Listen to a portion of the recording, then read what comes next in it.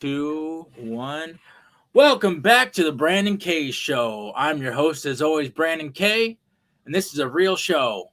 And I'm here today with my good friend Frank, right there on the screen. Frank. Woo! Welcome, Frank. Thanks, Brandon. Great to be here. Today's topic is Come Together, Beatles Best Bangers 3. Dun, dun, dun, dun, dun, dun. Well, Beatles Best Bangers. We're just going to talk Beatles today. Frank and I met in Las Vegas. He's way into mindfulness. He's taught me a lot about how to be mindful. But he's also very into the Beatles. So he says, be mindful of this. Dun, dun, dun, dun, dun, dun, dun, dun, dun, dun. Which song is that? Come together, bro. That's Come to. Oh yeah, exactly. But when do you know Come Together on guitar? Well, I got the cheater book here, so I could fake through it. One thing that's cool about Frank is you used to play Beatles covers down in what was it? What's that street called? Fremont Street Experience. Fremont Street. What songs did you play down there? Any. I would try to do requests because, of course, you get a tip for doing a request. And then my theme song is All You Need Is Love. So I would use that as a go-to. And no matter how much they didn't want to look you in the eye because they didn't want to be on the hook for a tip, they would sing the da, da, da, da, da, As they passed that by. you could guarantee Didn't tip you. they'll do. They can't seem to resist. I mean, they're in a good mood. They're in Fremont, so it helps. Oh yeah, man! Beatles music, spreading the love. What's your view on the Beatles? You like their overall message? You must. I think it was great. I mean, I think it was, sort of, beyond belief how good it all was. Now, things got a little different in the 70s post Beatles. But it seems to me that in the 60s, the Beatles, were pretty right on, spot on guys. I mean, they were anti war, but they said, listen, you can't just blow everything up and think that's going to solve anything. You know what I mean? In terms of the internal politics, too. You know what I mean? Yeah. Just being a bomb thrower is not the solution either. I agree with you. I'm anti-war. The Beatles were anti-war, you know what I mean? But they said, don't blow everything up. It's not going to solve anything.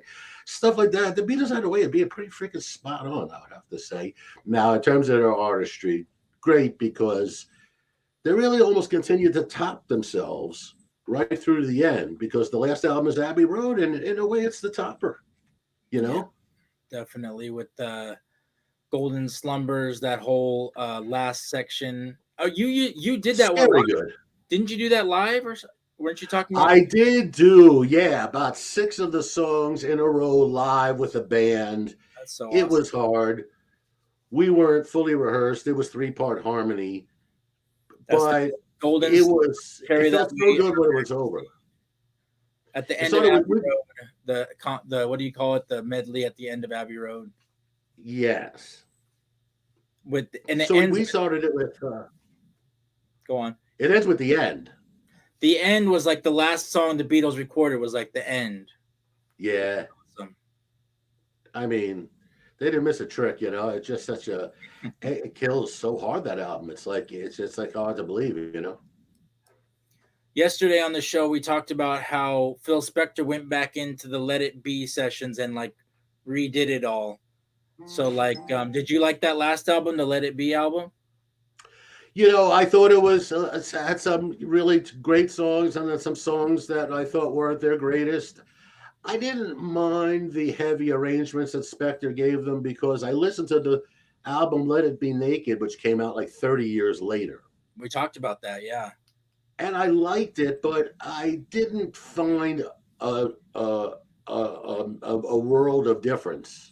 Like the one thing I liked the best was Across the Universe. John had done some sort of effect with something that was adding like a hum or a distortion or something. And that on Let It Be Naked, I could hear it, and I thought it was wonderful. It was very meditative kind of a thing. I thought it really worked in that piece. But otherwise, I thought they were roughly about the same. And it's funny, songs like Let It Be and The Long and Winding Road, in a way, they're so great. And in a way, they're a little bit too Paul. They're a little bit just lacking that Lennon power, and just a little bit, for me, just don't make it artistically quite as much. And yet, they're both such triumphs, like musically and stuff like that. It's hard to say anything bad about them, you know what I mean? But I don't consider it in the league of Abbey Road. I know, I just never did the Let It Be out. What about you? Two of us riding so. I like that song, The Two of Us. Two of Us is a pretty cool little piece. It I is. love Long and Winding Road. I never heard the stripped down version. I heard that Paul doesn't like it because Phil Spector added too much to it. But All right. I mean, it's a big smash hit on the way Phil Spector released it. I wouldn't, I wouldn't say too terribly bad about it. No, I mean, seems like it's thrilled people the world over for decades. I listen to that album a lot. I gotta say that's a good album. Let It Be is a good album. So let's see, Abbey Road, and then you're gonna play All You Need Is Love for us today later. Now, it's a hard song, and I don't have all the parts perfected, but on piano, I used to at least play it without like a bunch of mistakes. So I suspect it's going to be imperfect, my friend. What album is All You Need Is Love off of? It's actually on the sort of B side of the Magical Mystery Tour album. The Magical Mystery Tour came out as a 7-song EP. And so then they put on the side 2 of the album a bunch of like singles, and they're the greatest. There's like All You Need Is Love is there, and I Am the Walrus is there. Oh, no, that's on the other side. But there's another really big one. Strawberry Fields Forever. And Penny Lane. I can go and do so these monster songs. I can pull stuff up here on my computer. Hold on one second. Right. Let's see, Magical Mystery Tour. So on the A side, my big winner there is I Am the Walrus. But on the B side, it's got All You Need Is Love, Strawberry Fields Forever, and Penny Lane. 3 gigantic home runs. Mm-hmm. Sorry, and yeah, sure. Oh, yes. Here we go. You seeing it now? Yes. Okay, now here we are. And we got... Right, the tour. We got Magical Mystery Tour, Blue Jay Way, Hello, Goodbye, Baby, You're a Rich Man, The Fool on the Hill, great song. Your Mother Should Know I listen to all the time. Strawberry Fields Forever, I Got on My Arm. Nice. Life-changing. I don't know. Living is Easy with Eyes Closed, Misunderstanding All You See. Ooh, it's hard. Penny Lane is B-side. All You Need Is Love is B-side. Yeah, really great stuff. How did you get into the Beatles? I Am the Walrus, the big song from the A side that will live forever. How did you get into the Beatles? I had heard from some musician friends in high school that they were great. When were you? So I heard from some musician friends in high school that they were. Hey, what year were you in high school? No, well, I mean, was it the 60s or was it the 70s or 80s? Late 70s. Okay. Late 70s. Thank you. So they had already, the Beatles had already come. The Beatles had already come and gone, but you were finding them in high school. Yeah. Okay, I got you. Yeah. A lot of the heads that were like really good musicians and stuff loved the Beatles, and I had known that. And one night I borrowed the White Album, and I just listened to it myself, and I listened to it about 3 times over the span of a couple of days, and I've been the biggest Beatles fan ever since. And were your parents into the Beatles at all? No. Yeah, my mother used to play records by like Frank Sinatra and Barbra Streisand and stuff like that. Yeah, it was like before there. Yeah, I got you. My mom was a huge Beatles fan, so I got into them through my mom playing them. Oh, you're lucky. And my dad too. He liked them too. So they were, from that era. And Brandon's parents are cool. Yeah, definitely. So I hope my mom's watching this. I think she likes to listen to people talk about the Beatles. I like to talk about the Beatles. You and I like to talk about the Beatles together. Frank and I spend a lot of our time talking about the Beatles. We've had a lot of conversations about the Beatles over the years. Not enough. Not enough, but sometimes when we got stuck like trapped on that main the strip because there was like so much traffic, and I think we just listened to Beatles the whole time, and you just like gave me commentary on all the different tracks. Oh, you poor bastard. You had to hear all that? Wow. But This I guy love it is patient, my friends. This was a long traffic jam by Las Vegas standards. And Brandon hung tough because you start playing the Beatles and, well, shit, I don't really seem to run out of things to say that fast. because you play a lot of those songs, and then yeah, you do you watch a lot of like the documentaries and stuff on them? I watch all kind of stuff. I'm on Beatles fan pages on Facebook, and every now and again you see something and you click it. It's clickbait. It looks fun. You click it, and then sometimes it turns out to be a really fun YouTube video. Could be short, medium, or long. Sometimes it's a long Paul concert from like the 1990s or something, and he's killing like Beatles standards and stuff. Yeah, it's almost anything. Yeah, he's gone on to just like make those songs his own, huh? And like when he goes and performs live, he plays Beatles songs all the time.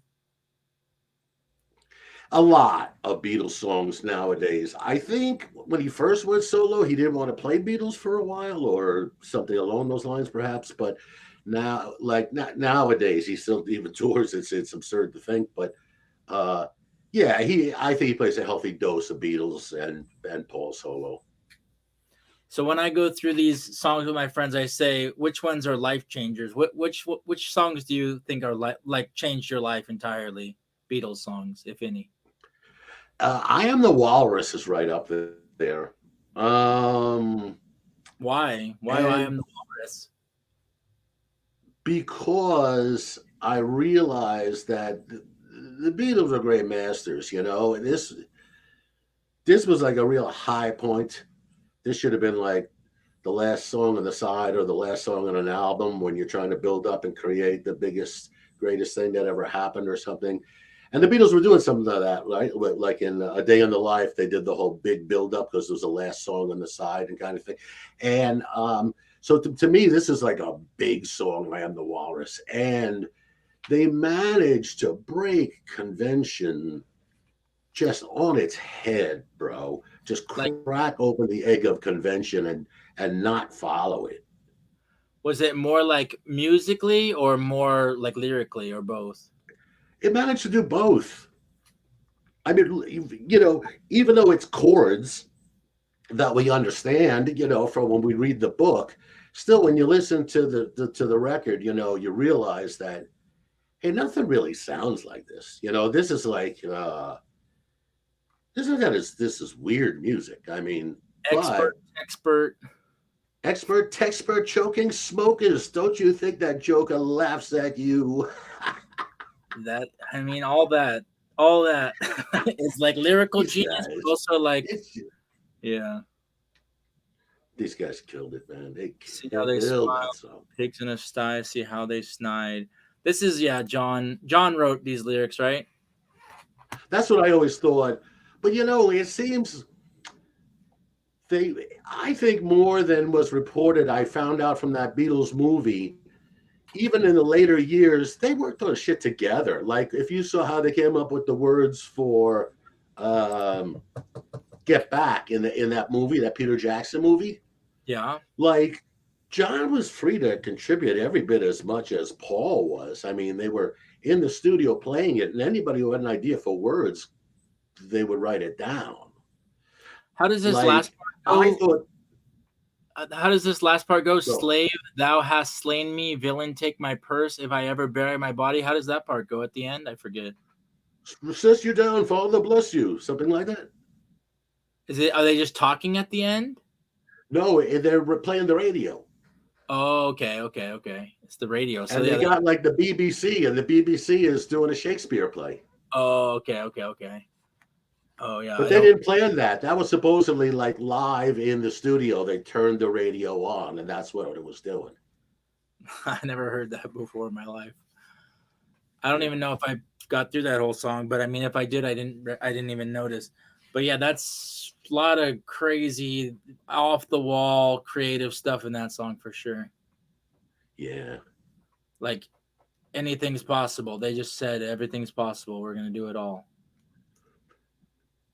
That's what I felt from it. It was very extreme. It was like, look how far we can go. And I was like, well done, well done. And this tattoo on my arm, it means a lot to me. It's the connection between Lewis Carroll and John Lennon. And my mom turned me on to that. She wrote a whole paper on it for college. Wow. So, like, the walrus was a character in Alice in Wonderland. Yeah. And then, he almost writes the same way that Lewis Carroll writes in a lot of ways. Yes. Very heavily influenced by Lewis Carroll, no doubt. Yeah. So, I mean, all this is like, this English yellow matter custard. You could probably find some. I mean, I like how he references his own song, See How They Fly Like Lucy in the Sky. Yeah. I like it whenever they reference their own. I can name a couple of times when they reference their own song. I like it too. Right there. See How They Fly Like Lucy in the Sky. I like at the end of All You Need Is Love. She loves you, yeah, yeah, yeah. And then in Glass Onion, he talks about Obladi Oblada. And it also says the walrus was Paul in Glass Onion. So they do like a crossover. Glass Onion's another deep dive we can do right here. Let's see.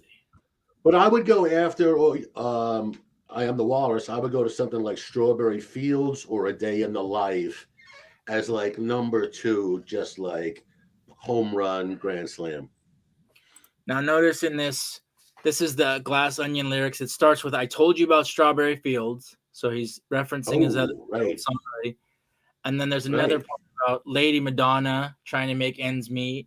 Ends meet, yeah. And the fool, I told you about the fool on the hill. I told you about the fool on the hill. Got in there. Fool on the Hill made the scene. Okay, cool. Here's another clue for you all. The walrus was Paul. So he's referencing his own songs within Glass Onion. Yeah, good deal. And fixing a hole in the ocean. So that's genius when you can reference your own songs. It's cool. I think some of those are Paul songs too. I think those are Beatles songs in general. Yeah, that's one of my favorite. Glass Onion's breaking all the barriers for me. Right. What Who does a song like that? You were saying some other ones that were life changers for you? Oh, Strawberry Fields and A Day in the Life. I would put up there in the same shelf as this one as totally blow you away as much as you can be blown away, I should say.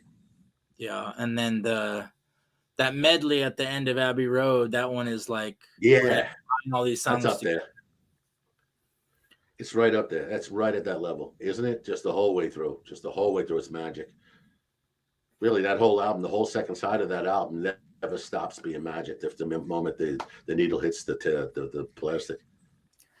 I used to listen to that with my ex-girlfriend almost every night to go to sleep. Abbey Road. Swing. Oh no, I mean, beautiful music. To go to sleep. No, it's like to go to sleep, of course, sir. Come together. Exactly. What about White Album? Do you have any did you feel like there's some clunkers on White Album? Not so much clunkers. I would say my favorite is Dear Prudence, which they got to second on the album. So they agreed with me. Let's see. If there's anything I don't know, maybe some of the lesser Harrison, like Savoy Truffle. Yeah. Or is Old Brown Shoe on that one, or is Old Brown Shoe on something else? I feel like there's another. Oh, Piggies. Yeah, Piggies is not at the level, I don't think. Starts out with back in the USSR, Dear Prudence, Glass Onion. I don't know if Bungalow Bill is a hit or miss. Genius. You like that one? Couldn't like it more. Yoko Ono in the background. That's okay. She did a nice job. Not when he looks so fierce, his mommy butted in. I love all these. I'm so tired. Martha, my dear. Piggies. Don't Pass Me By. Here we go. I love Don't Pass Me By, but I don't like Piggies. Here's this last side. Why Don't We Do It in the Road? I Will is amazing. Love it. Julia. I love Birthday. I love Julia. Your Blues. Your Blues. Birthday. I love Your Blues. Mother Nature's Son. Yes, I'm lonely. Gonna die. What's not to love? Yeah, no, there's a so the deal with White Album. The deal with White Album was they all kind of made their songs separately and then they threw them all together, right? They wanted it to seem that way, but I think they wrote most of it in India when the four of them were meeting together face to face every day, because they came back from India and they had 30 songs. And I only found out like 3 years ago, Paul was saying they had 30 songs left on their recording contract and they wanted a better deal and they wanted out. And so it turns out that they spent all that time in India when they were with, the Maharishi, and they came back with this boatload of songs they had written while all four of them were together. So I don't know what to make of it now. Well, they might have been in India together, but I heard if you look at the White Album. Oh, they might have been in India together. I heard that they recorded them separately. Like they were kind of focusing on their solo like songs, and I don't know if they came together to record them or not. Well, Paul had a way of just like him and George Martin were in charge and they'd let you know when they needed you. There was a little bit of that in that era. And so when Paul is recording a song like Mother Nature's Son, where it's only him, no one else is summoned by George Martin. You know what I mean? Paul will take care of the performing. But they did put their pictures separate on the cover, okay, for the first time. Each one was in its own frame of the four guys. Can you put up the cover? They never did that before. So I always took that as a really obvious clue that this was the first time that it was four separate guys. Right. And did they all kind of have equal amount of songs? Like, I don't know how many songs Ringo got on there. It seems like too big a clue to ignore. No, it's mostly Lennon and McCartney as always. Is this it? Yes, you see the four fellas like, oh no, is that Let It Be or the White? That looks like the White Album poster. Let It Be. Where's the White Album? Oh, it's the White Album then. Okay, so that's from the inside cover of the White Album. White Album poster. Yeah. So, right, you see how it's the first time that they're not all together in the picture. Mm-hmm. Now, the album right before it was Sgt. Pepper's. If you look at the Sgt. Pepper's cover right there, it's all about the band. So it sort of made you think, when you look at these pictures, it made you think like it's the four guys. It's the four guys. That's what sort of always came off me about that. But it seems like when it comes to making the song, Paul was the only one who could sort of say like, I'll handle this. I think everybody else went through a band process to get their stuff recorded. Ringo recorded his written song as a band song, not as a Ringo song. Yeah, he was a little too controlling and kind of scared the other guys off, you think, or? Well, definitely George, okay? George used to joke about it after the Beatles. George used to say, I'm ruined now. Paul McCartney ruined me. I don't think I know how to play guitar. I don't think I know how to sing harmony. I don't think I know. Yeah. But that was the only relationship in the band where like Paul was just like dropping bombs on some poor soul. Yeah, this was George. You can't drop bombs on John Lennon. He writes a great song every other month. You know what I mean? How many bombs you got to drop on the guy? You know what I mean? But George Harrison was so great, though. When he did get a song through, they were so great. It took a long time, though, for George to emerge because only To me, George only has 3 great Beatles songs: one on the White Album and 2 on Abbey Road. But those, to me, are the only 3 that are up there with Lennon and McCartney classics. Mm. So I think that George's problem was he found the recognition late in the Beatles game. It was already 68 before George had broken through to being at like this legendary level now, where the song will live forever on the radio. You know what I mean? Because people are always going to love it. You know. Right. So yeah. So I was just looking at the track listings. I was trying to figure out which 3 you were gonna say for which ones you loved of George's. Well, While My Guitar Gently Weeps, something, and what's the other one? Gently Weeps. Yeah.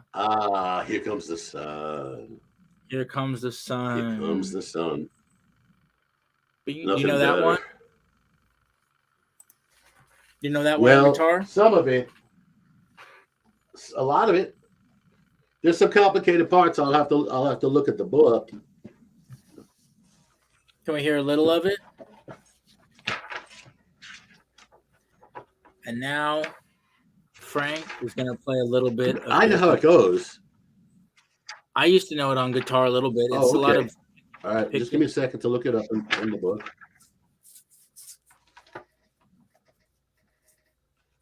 A lot of what, sir?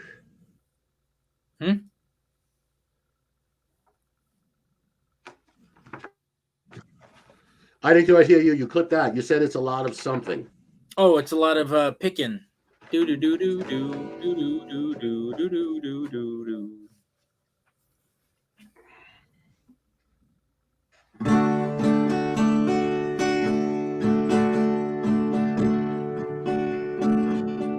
Little darling, I feel that ice is slowly melting. Little darling, it feels like years since it's been here.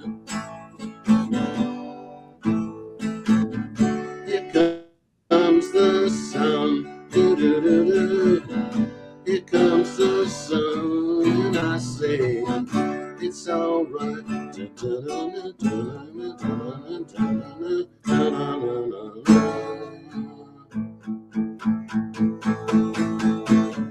Little darling, that smiles return into their return. Well, we'll have to leave it there. It seems like years since it's been here. All right, well now, boom, here comes the sun. Yesterday I was on my show. Yesterday I was on my show trying to play I'm So Tired, but I feel like I didn't do it that well. So I'm going to play it again here for you. I'm So Tired, my version. Rock and roll. When I wake up early in the morning, lift my head, I'm still yawning. When I'm in the middle of a dream, stay in bed, float upstream, please don't wake me, no don't shake me, leave me where I am, only sleeping.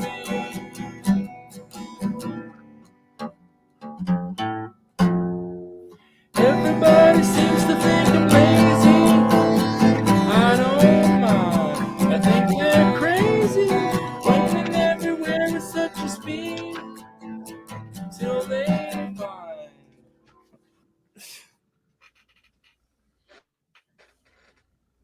One second. I'll cut this together later. Hold on. Running everywhere with such a speed till they find. There's no need. Please don't spoil my day. I'm on the way. Damn. Oh.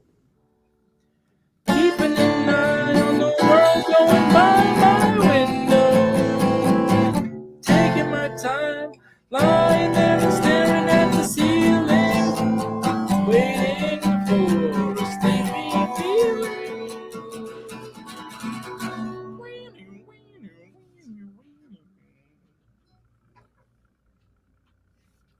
I'm practicing my I'm only sleeping. I'm trying to get better at it. What do you think? It's a beauty, and I think you totally feel the essence of it. It's an exciting piece. I mean, it's funny how it's not that many chords, but it builds and it builds, and it's a really cool piece. It's a Hey, let me great play piece. something I think I have memorized. It's a life Yeah. changer. Me. Yes. Is And it? now Is it? I'm only sleeping for me. First of all, I said this yesterday on the show, running everywhere at such a speed till they find there's no need. That's just like, it's just like slow down, Right. focus on what really matters. Right. And hey, it might all be a dream anyways. What are we doing here? We don't even know what we're doing. Is life a dream? Or is Right. everybody seems to think I'm lazy? I don't mind. I think they're crazy. They're trying to rush you. They're trying to tell you what to do, and you're just like, you're the crazy one. I'm not. I'm just living my life. Why are you rushing me? So I like that about Right. John, keeping an eye on the world going by my window, taking my time. I Yeah. feel like it's a like slow down and chill song. Hmm. And now, But very melodic, very melodious, and very recognizable. You know, it has that Lennon and McCartney recognizable melody. and Frank, he asked to come on and sing a song for us. Are you gonna do your song now? All you need is love. Well, I'll give it a little try, people. Uh, all you need is love. I'm going to give it a little try. And I'm gonna try to join him Dun, on this. dun, dun, dun, dun, dun, dun, dun, dun, dun, dun, dun, dun, dun, dun, love, love,